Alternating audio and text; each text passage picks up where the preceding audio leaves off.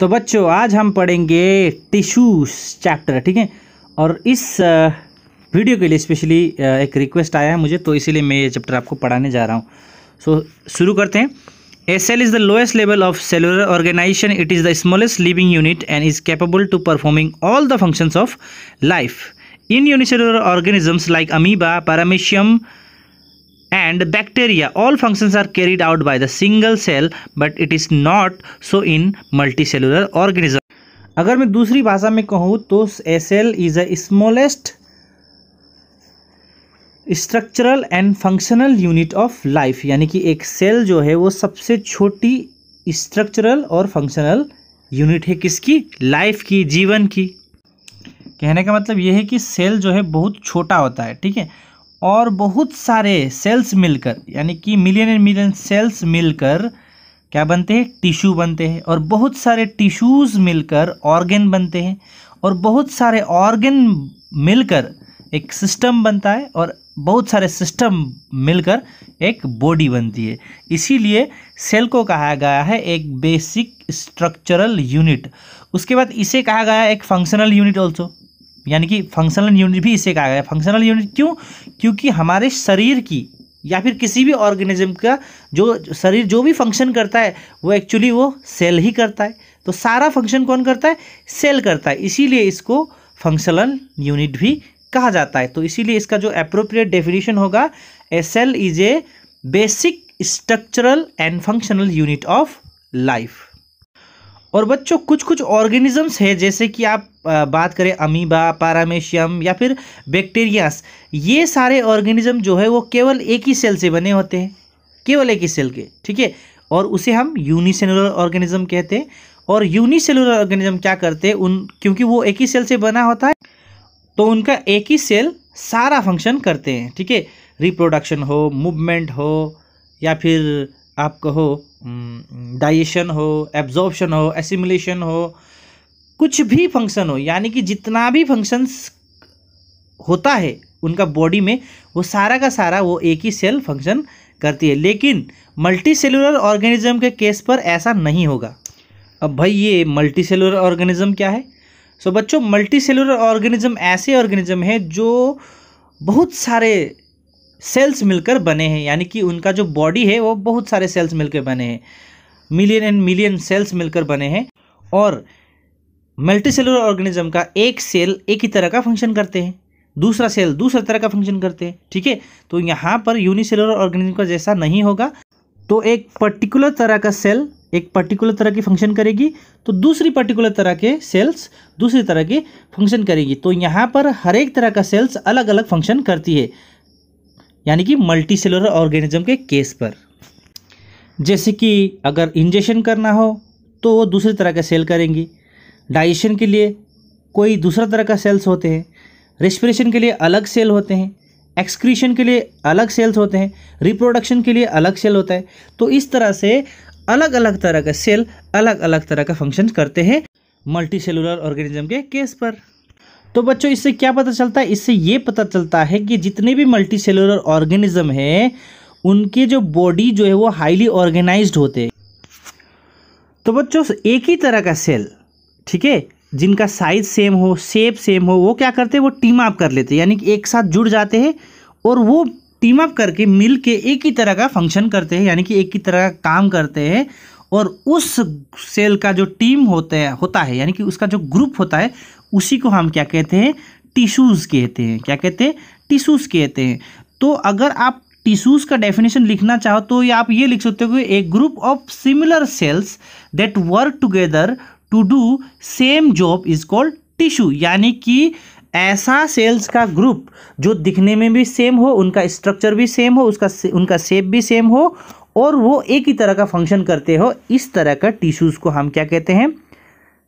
इस तरह का सेल्स को हम क्या कहते हैं? टिश्यूज़ कहते हैं। क्या कहते हैं? टिश्यूज़। अब बच्चों अलग अलग ऑर्गेनिजम्स के अलग अलग तरह के टिश्यू होते हैं। तो स्पेशली हम इस चैप्टर में दो तरह के टिश्यूज़ को देखेंगे, ब्रॉडली दो तरह के देखेंगे यहाँ पर। एक तो है आपका प्लांट टिश्यूज़ और दूसरा हम लोग देखेंगे एनिमल टिश्यूज़। और एनिमल टिश्यूज़ में भी स्पेशली हम अपना टिश्यू को देखेंगे, यानी कि ह्यूमन बीइंग का टिश्यूज़ को हम देखेंगे। तो बच्चों सबसे पहले हम देखते हैं यहाँ पर प्लांट टिश्यूज, ठीक है। तो आपका जो बुक है वहाँ पर दिया गया है 3 तरह का प्लांट टिश्यू, एक है एपिडर्मल टिश्यूज, दूसरा है वस्कुलर टिश्यूज और तीसरा है ग्राउंड टिश्यूज। तो बच्चों हम एक एक करके इन तीनों तरह के टिश्यूज को हम देख लेंगे पहले। और ये तीनों टिश्यू जो है प्लांट टिश्यूज है, यानी कि ऐसा टिश्यूज जो प्लांट में पाया जाता है। और बच्चों ये तीनों के तीनों टिश्यूज जो है वो अलग अलग तरह के काम करते हैं, इसीलिए इनका नाम अलग अलग तरह का नाम पड़ गया और इनको अलग अलग तरह से क्लासिफाइड कर दिया गया है, ठीक है। जैसे कि एपिडर्मल टिश्यू, अब एपिडर्मल का मतलब ही होता है कि आउटर यानी कि कवरिंग, ठीक है। इसका मतलब ये जो एपिडर्मल टिश्यू है वो कहाँ पर होगी, आउटर पार्ट में होगी, यानी कि जो भी प्लांट्स है उसका आउटर रीजन में होगी, यानी कि उसकी बाहरी इलाका में प्रेजेंट होगी। और ये क्या करती है, ये टिश्यू जो है यानी कि एपिडर्मल टिश्यू जो है वो क्या करती है, प्लांट को प्रोटेक्ट करती है, यानी कि वो कवरिंग की तरह काम करती है, वो गार्ड की तरह काम करती है और वो प्लांट को प्रोटेक्ट करती है, प्लांट का बॉडी को बचाती है, ठीक है। और उसके अलावा ये जो ग्राउंड टिश्यूज जो है वो होती है एपिडर्मल टिश्यू के अंदर, यानी कि उसके अंदर होती है और ये बहुत तरह के काम करते हैं। स्पेशली आपका जो बुक में दिया गया है ये इनका जो फंक्शन है, यानी कि ग्राउंड टिश्यू का जो फंक्शन है वो स्टोरेज का काम करता है, यानी कि वो फूड को स्टोर करता है, ठीक है। और उसके बाद और एक और तरह का टिश्यूज है यहाँ पर जिसको वस्कुलर टिश्यू कहा गया है। और वस्कुलर टिश्यू का काम है कंडक्शन करना। कंडक्शन किसका, वाटर और फूड मटेरियल का, यानी वाटर को एक जगह से दूसरी जगह ले जाना प्लांट में, और जो फूड प्लांट में बना हुआ है उसको एक पार्ट से दूसरे पार्ट तक पहुंचाना, यानी कि लीफ से यानी कि पत्ते से फूड को different part of the body में पहुंचाना, ठीक है। और स्पेशली ये 2 तरह का होते हैं, जो वस्कुलर बंडल्स कहिए या फिर वस्कुलर टिश्यूज जो है वो 2 तरह के होते हैं, एक होता है फ्लोएम, दूसरा होता है जाइलम, ठीक है। और फ्लोएम क्या करता है, फॉ से फूड, सो फ्लोएम क्या करता है, फूड को from leaf it transport to the different part of the body, यानी कि पत्ते से जो सिंथेसाइज करने के बाद जो फूड बनता है, फूड मटेरियल, उसको different part of the body में पहुंचाने का काम कौन करता है, फ्लोएम करता है। और जाइलम का काम क्या है, रूट से वाटर और मिनरल को एब्जॉर्ब कर कर लीफ तक पहुंचाने का काम कौन करता है, वो जाइलम करता है। तो वस्कुलर टिश्यू में भी 2 तरह का टिश्यू होते हैं, जाइलम और फ्लोएम। बच्चों पिक्चर्स और डायग्राम आपको बुक में दिया गया है तो आप वहाँ पर देख सकते हो, ठीक है। अब बात आती है एनिमल टिश्यूज़ की। तो एनिमल टिश्यूज़ जो है ब्रॉडली क्लासिफाइड किया गया है, यानी कि डिवाइडेड किया गया 4 ग्रुप में। एक है आपका एपिथेलियल टिश्यू, दूसरा है आपका कनेक्टिव टिश्यू, तीसरा है आपका नर्वस टिश्यू और चौथा है मस्कुलर टिश्यू। तो जिस तरह से आपने देखा प्लांट टिश्यूज जो है 3 कैटेगरी में डिवाइडेड था, एपिडर्मल टिश्यू, वस्कुलर टिश्यू और ग्राउंड टिश्यू, उसी तरह से हमारा जो एनिमल टिश्यूज़ है यानी कि जो हमारा टिश्यूज़ है वो 4 कैटेगरी में डिवाइडेड है, epithelial tissue, connective tissue, nervous tissue and muscular tissue. तो बच्चों जैसे मैंने आपको बताया कि प्लांट के जितने भी टिश्यूज़ है वो अलग तरह के टिश्यू अलग अलग तरह के काम करते हैं। इसी तरह से हमारे जो टिश्यू हैं यानी कि जो एनिमल टिश्यूज़ है वो भी अलग टिश्यू अलग तरह के काम करते हैं। जैसे कि नर्वस टिश्यू है, नर्वस टिश्यू क्या काम करती है, ये मैसेज एक शरीर के एक हिस्से से दूसरे हिस्से तक पहुंचाने का काम करती है।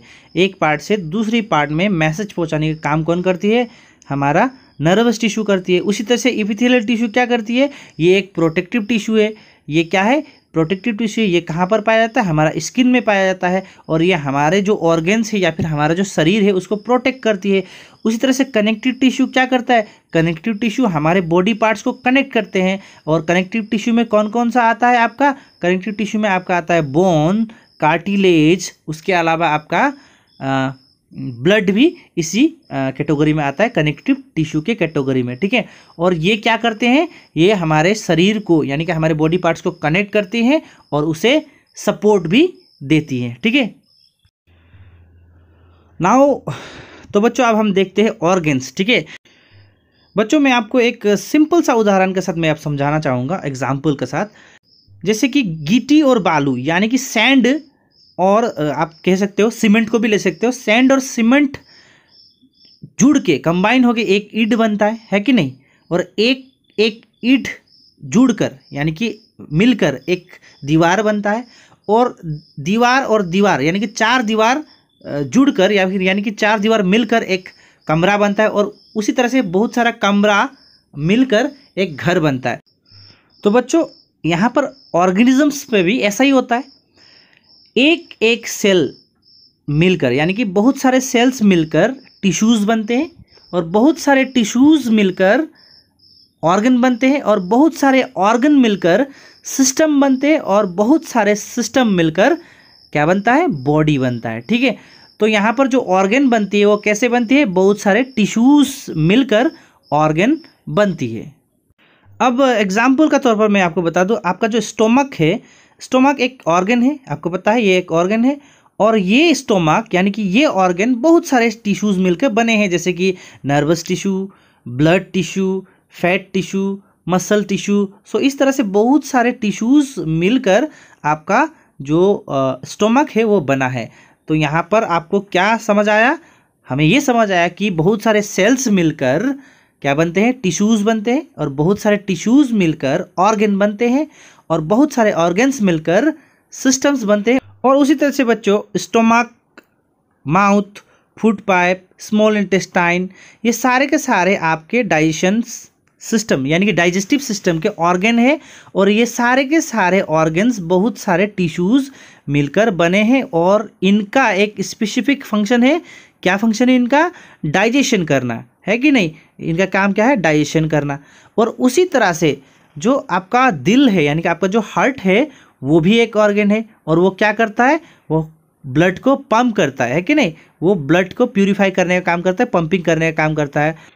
और ये जो हार्ट है ज़्यादातर मसल टिश्यू से बना होता है और इनमें थोड़े बहुत ब्लड टिश्यूज़ भी होते हैं और फैट टिश्यूज़ भी इनमें होते हैं। ये सारे के सारे टिश्यूज़ एक साथ मिलकर काम करते हैं और उसी तरह से हमारा दिल यानी कि हमारा हार्ट पंपिंग और प्यूरिफाइंग का काम जो है बहुत ही बखूबी से करता है। और बच्चों हमारा जो शरीर है, शरीर में सबसे बड़ा ऑर्गन कौन सा है, क्या आपको पता है? अगर आपको पता है तो आप वीडियो को पॉज करें और अभी के अभी कमेंट सेक्शन में इसे लिखें। तो अगर आपको पता नहीं है तो मैं आपको बता दूं, जो हमारा स्किन है ना, स्किन वही है सबसे बड़ा ऑर्गन हमारा शरीर का। और बच्चों ये स्किन का जो फंक्शन है ना वो बहुत ही इंपॉर्टेंट है। ये क्या करती है, ये हमारे शरीर को प्रोटेक्ट करती है, बचाती है। मान लो कि अगर हमारा शरीर में स्किन ना हो तो क्या हो सकता है, कुछ जर्म्स वगैरह यानी कि कोई बैक्टीरिया, जर्म्स, कोई भी हार्मफुल चीज़ें जो है हमारा शरीर पर पड़ सकता है और उसका कारण से हमारे शरीर में इन्फेक्शन हो सकता है और इसका वजह से बहुत कुछ हो सकता है। लेकिन हम बहुत ही भाग्यशाली है या फिर हम लोग बहुत ही लकी है कि हमारे शरीर में एक स्किन का कवरिंग है जो हमें क्या करती है, प्रोटेक्ट करती है।